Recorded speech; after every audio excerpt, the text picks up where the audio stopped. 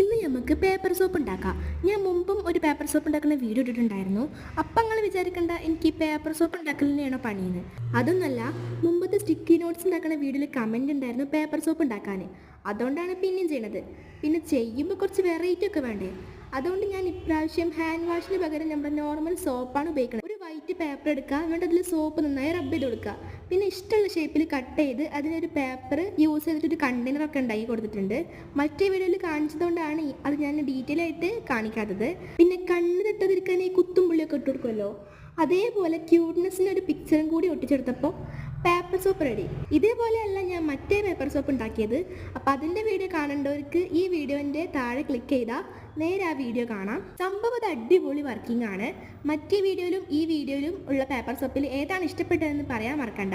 പിന്നെ വീഡിയോ ഇഷ്ടപ്പെട്ടാൽ എപ്പോഴും പറഞ്ഞ പോലെ തന്നെ ആ ലൈക്ക് ആൻഡ് സബ്സ്ക്രൈബ് ചെയ്യുക. അടുത്ത വീഡിയോ എന്ത് വേണമെന്ന് കമൻറ്റ് കൂടി ചെയ്യുക.